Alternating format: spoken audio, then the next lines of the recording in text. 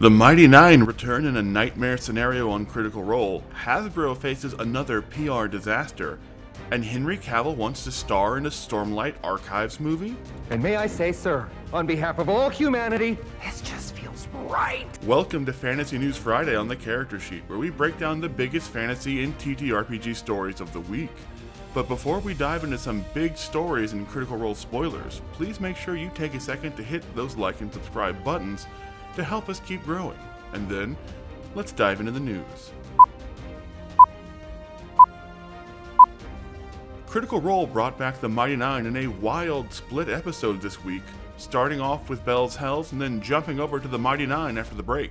And while the Mighty Nein half of the show was basically just a long combat and a series of just utter disaster rolls as the party kept failing to climb up these chains to a platform they needed to ascend to, the Bell's Hell segment before the break introduced an absolute nightmare scenario to the final few episodes, as Ludinus revealed that he too had a magical siphon, and he was using it to basically kill and absorb Imogen's mother and her powers as a Ruidusborn.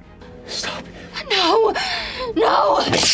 In a stunning move, it turned out that Ludinus actually did want the power to control Predathos after all, and he was more than willing to sacrifice Liliana to gain her Ruidus powers, and turn himself into some kind of super vessel to contain the God Eater.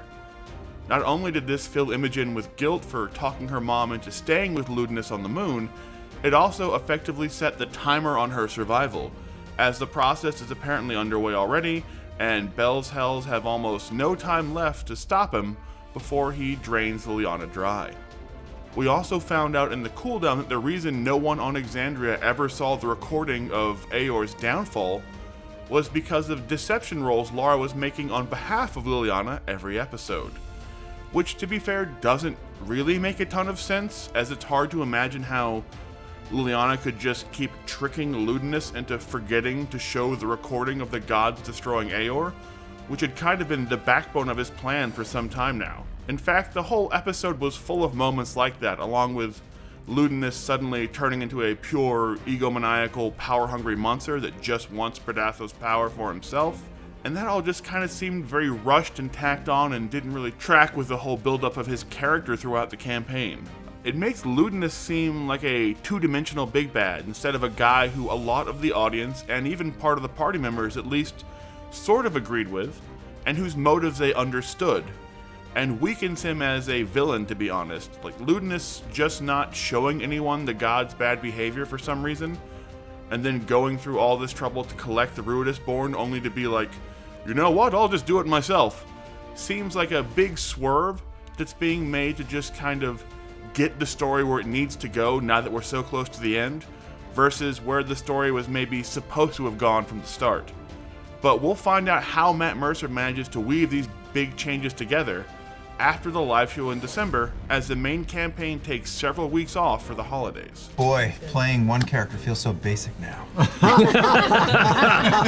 Hasbro, the owners of Wizards of the Coast and the D&D brands, is being sued for allegedly lying to investors and breaking federal securities laws in the latest PR disaster for the embattled company. Without diving into too much legal minutia, the lawsuit basically claims that Hasbro spent the last year lying to shareholders about having not produced and purchased way more inventory than there was demand for across its various branches, telling shareholders that all that extra unsold product was intentional and just aimed at some anticipated future surge in demand that was just around the corner.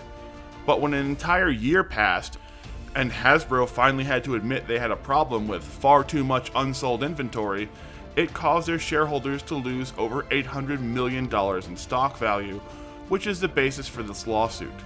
Now, if that lawsuit is successful and Hasbro has to pay out even part of that lost stock value for allegedly lying to these shareholders, it could put them in a position where they might have to sell off their profitable Wizards of the Coast branch to either another company or a hedge fund, which is something investors have been trying to make happen for years.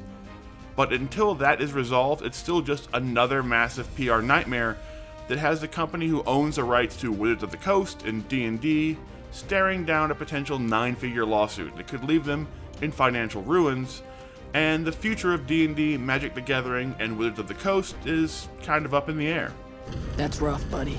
Baldur's Gate 3 is seeing a massive surge in player numbers on Steam a full year after its release, as a new wave of mods and news of another potential update on the horizon have players flocking back to 2023's Game of the Year.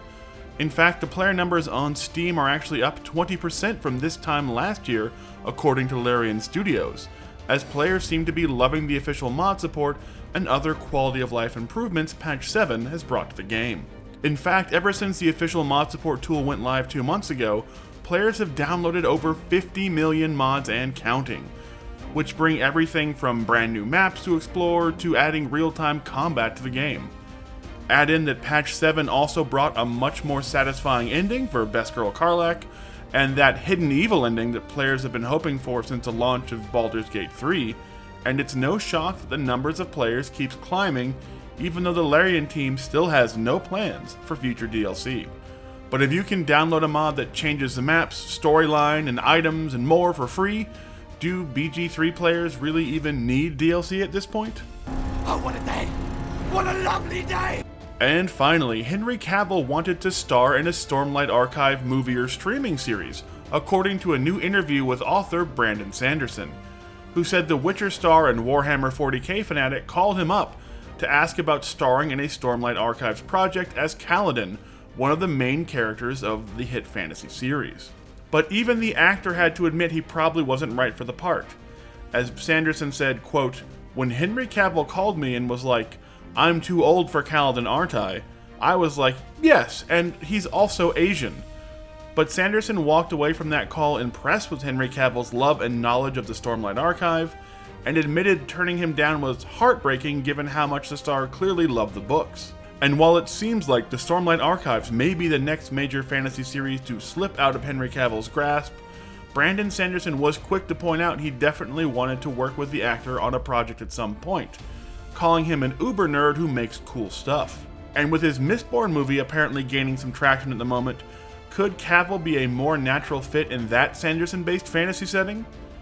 We'll have to wait for a new update on the Mistborn script from Sanderson to be sure, but we think a couple roles in that amazing fantasy series might be a perfect fit for Cavill, who is also being mentioned as a rumored star of the upcoming new Star Wars trilogy of movies. We just hope at this rate he has enough time to actually get the Warhammer 40k series at Amazon into production next year. Stay on target.